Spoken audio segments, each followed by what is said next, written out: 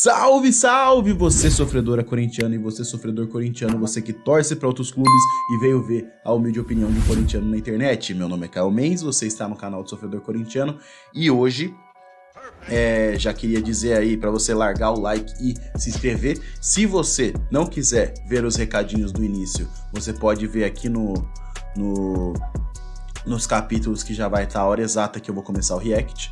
Mas seguinte, primeiro recadinho, CMS Tráfego. Se você tem um negócio que precisa lançar na internet, você precisa fazer anúncios tanto no Google quanto no Instagram e no Facebook. Então, CMS Tráfego para ser o seu gestor de tráfego e conseguir mais clientes, tá? Segundo recadinho é o tom do react que a gente vai ver agora aqui, né? Senhor Mauro César Pereira, aquele flamenguista enrustido, né?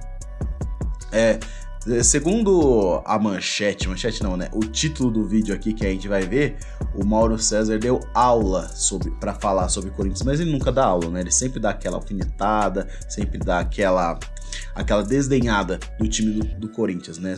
Só que a gente vai ver o vídeo aqui, o vídeo tem 19 minutos, eu não vou ver os 19 minutos com vocês, tá? Eu vou cortar exatamente as partes do Mauro César. E a gente só vai ver ele falando porque eu quero ver o que esse senhor tá falando. Porque os outros eu já sei basicamente o que falam.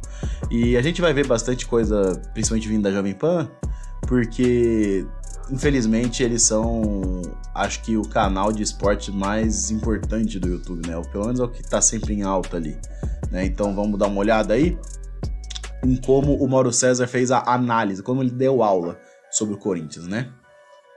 Agora, Mauro César, realmente eu sou um cara empolgado. Um cara que se motiva muito fácil, mas eu tô exagerando que o torcedor corintiano tem que estar eufórico, porque a gente fala de um time que tá a 1 ponto da liderança do Brasileirão. A gente fala de um time que passou pelo grande bicho-papão até o momento do futebol brasileiro e seu maior rival na Copa do Brasil. Não, a gente tá falando de São Paulo. A gente tá falando de um time que passou na Copa do Brasil, que passou na Libertadores diante do River Plate, diante do Boca Juniors. Tá difícil hoje Porra, tá complicado. pilhado, que porra é essa, Passou irmão? pelo Boca Juniors. Então, a gente fala de um time que tá surpreendendo. Sabe tá quem vivo tá na Copa falando, do Brasil e vai passar pelo Atlético Goianiense. Copa do Brasil passou pelo Santos, né? Tá vivo na Libertadores e vai brigar agora com o Flamengo. O torcedor corintiano, ele tem que estar empolgado, porque realmente não jogou um bom futebol até agora? Não. Mas vem tendo grandes resultados. Mas a gente não pode tratar o Corinthians também como se fosse um elenco, sabe, modesto, um elenco de baixo investimento. Uma coisa é a realidade financeira do clube, que tem dívidas colossais. A outra... Ah lá, ele sempre tem que falar das dívidas. É engraçado que eu não vejo ele falando das dívidas quando ele fala do Atlético Mineiro. Mas, né... Nossa, é o grande diretor de finanças do futebol brasileiro, é o senhor Mauro César Pereira, né? É o grande conhecedor das finanças. É o que ele tem em campo. Ele tem... É que pra ele, desculpa te interromper de novo, é que pra ele um time tem que fechar as portas, né? O time tem que fechar as portas e não jogar nenhuma competição até conseguir sanar as dívidas. Até lá... Não pode ter jogador bom. Pode até ter uma folha salarial alta, porque eu não vi esse tipo de coisa antes do William, do Roger Guedes, do Renato Augusto chegar, né? Não falava esse tipo de coisa e a dívida era a mesma. Mas até então... Tem vários jogadores caros. O Corinthians tem um elenco caro. Eu acho que a campanha do... Tem um elenco caro, mas tá todo mundo machucado, né? Isso aí você não... Corinthians, ela é compatível com o investimento que é feito. Eu não vejo nada de extraordinário aí. Seria extraordinário se o Coritiba, que ontem o Corinthians venceu, ou o Juventude, que o Flamengo atropelou também. Juventude que o Flamengo atropelou. Estivesse nesse patamar. É um elenco caro, muito investimento, teve muitos problemas de desfalques no momento em que ele enfrentou o Boca, agora nessa fase eliminatória da Libertadores. Mas agora já tem jogador voltando. Aí, perdeu o João Vitor, chega o Balbuena. Aí o Michael volta a jogar, o William volta a jogar, o Renato Augusto, tudo se sabe ainda. Aí chega a estreia. Aí, contratou o Júnior Moraes.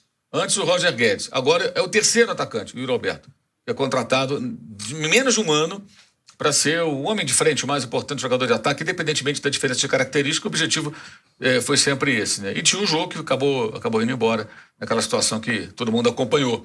Então, acho que é compatível. É mais ou menos o que se espera de um investimento alto. Não é.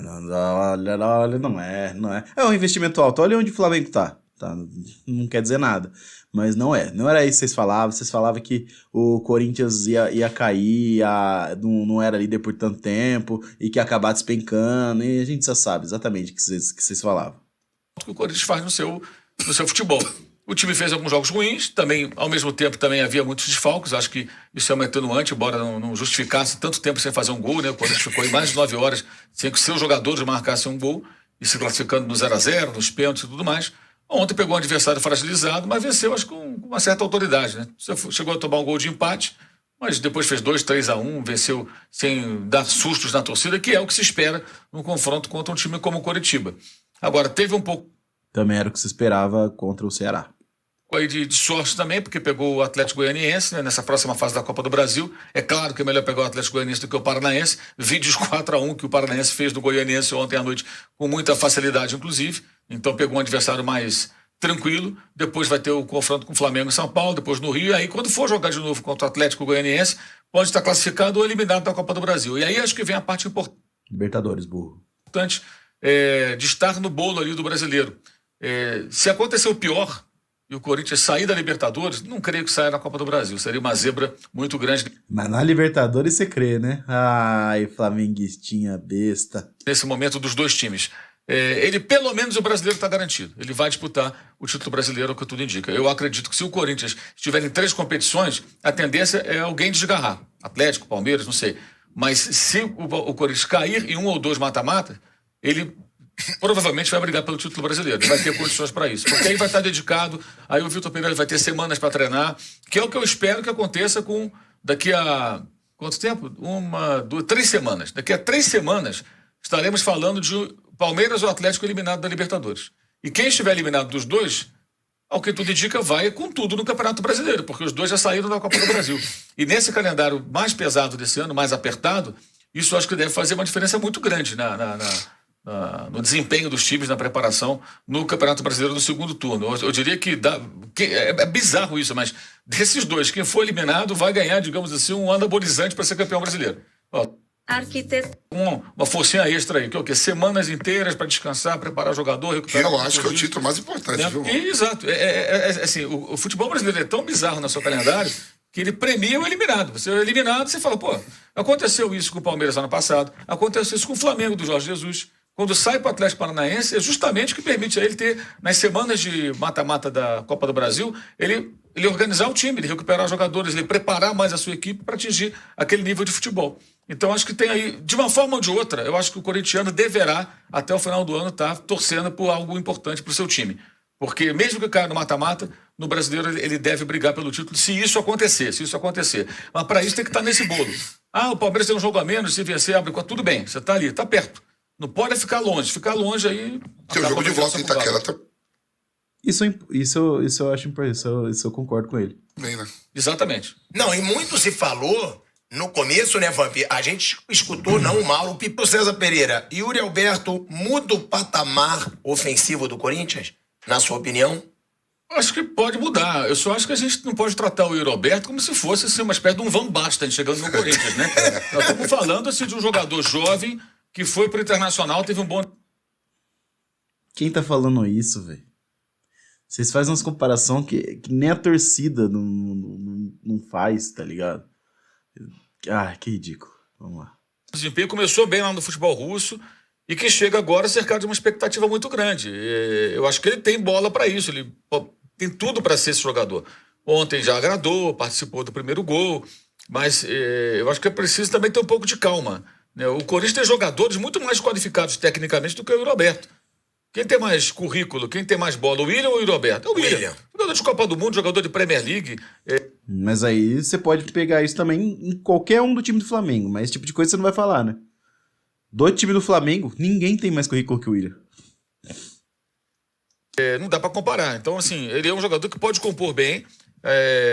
Entendo a expectativa positiva, só acho que ainda é muito cedo, né? Um jogo, é uma primeira participação.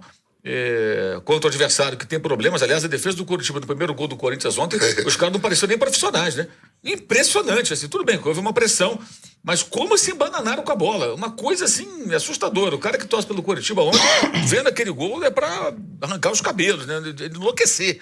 Eu fiquei vendo, falei, cara, imagina o torcedor do Coxa vendo aquilo ali, pô. Os caras não conseguiram saber o que fazer. O Corinthians foi lá e mandou a bola pra dentro do... Mas não é isso que se espera? Esse é o tipo de análise que você faria se fosse o Flamengo fazendo esse tipo de coisa? Ai, velho, esse que eu fico meio puto, tá ligado? Oh, meu Deus. Não sei porque eu vejo essas merda ainda. Gol abriu o caminho da sua vitória. Então, acho que é importante entender também que é um jovem jogador que ainda está, digamos aí, tentando se firmar. Já tem um início de carreira muito bom, algumas atuações muito boas pelo Internacional, né? Mas eu acho que o Corinthians tem outros jogadores que são mais qualificados ainda. O Renato Augusto, só que são mais veteranos, tem a questão física, né? Então ele pode até virar um grande destaque, né? E pode formar uma dupla boa com o Roger Guedes, desde que os dois participem sem a bola. Aquele questionamento muito pertinente feito lá atrás pelo técnico Vitor Pereira, quando ele falava do Roger Guedes, que ele no treino e no jogo não entregava o que ele queria. E era o quê? É uma participação do jogo sem a bola. Não dá para ter os dois bonitões parados lá na frente, observando ali, olhando para a torcida do Corinthians, vendo ali a Gaviões da Fiel. Não dá. Ele perdeu a bola, todo mundo vai ter que trabalhar. Se os dois entenderem... Mas eles... Mano, aonde que eles não fizeram isso? Um jogo já eles já fizeram. Você... Tá... isso e somarem esforços, até revezando, né, que volta mais fechar a linha, que fica um pouco ali, um pouco mais à frente, eles podem virar uma boa dupla. Acho que são jogadores com bons recursos, sabem fazer gol, tira o Roger Guedes daquela responsabilidade de ser um 9, que ele é na camisa, mas que ele não é na característica, ele não é a preferência dele. Ele pode até crescer mais no seu futebol. Acho que pode ser uma dupla bem interessante, e ainda mais com um técnico qualificado, como é o caso do português, né? Mas, Mauro, pela situação que o Corinthians vivia, falou-se no Cavani, falou-se até em Lewandowski, como diz o Vanderlei Nogueira. Falaram também em Diego Costa. O Diego Costa chegou a revelar, inclusive numa entrevista que ele fez comigo, que teve sim uma negociação com o Corinthians, estava perto de um acerto, mas deu para trás por causa do investidor que não seguiu sua palavra. Não é um reforço... Pau no cu do Diego Costa também. É muito de peso o Yuri Alberto? Tudo bem, ele não tem o currículo do William, mas ele é bem mais jovem que o William. Nossa, o pilhado tá sendo a voz da razão. Ele não tem o currículo do William, mas ninguém tem o currículo do William no futebol brasileiro. Ninguém. Ele é um cara que brilhou muito no Internacional e saiu do Internacional a peso de ouro, por mais de 20 milhões de euros pro futebol russo. Foi pra Europa, jogou bem na Europa. Não dá pra gente dizer... chegou um cara que é pra mudar o patamar do ataque do Corinthians. Você acha que não? Não acho que sim nem que não, quero ver. Eu não tenho essa certeza. Eu acho que ele não tem ainda um currículo para ser visto dessa maneira. Eu tô falando do Corinthians, gente. Assim, Sabe quem não tem quem não tinha, né? E não tem currículo para ser visto de maneira alguma e é visto como um grande atacante e que estão ventilando no futebol, na seleção brasileira, inclusive? Pedro. Senhor Mauro César. Pedro não tem currículo nenhum. Era banco do Flamengo até outro dia. É um nível de exigência muito alto. O Yuri Alberto no Internacional, ele chegou lá cercado de qual expectativa? Nenhuma. O jogador que o Santos deixou escapar, o Inter contratou e ele começou a fazer bons jogos, fazer muitos gols. Então ele chegou leve ali, né? Chegou discreto, não foi agora ele chegou cercado de uma expectativa muito grande. E é o Corinthians, é diferente de jogar em times de... Não tô falando que o Inter não é grande, mas é mais pressão no Corinthians do que no Inter.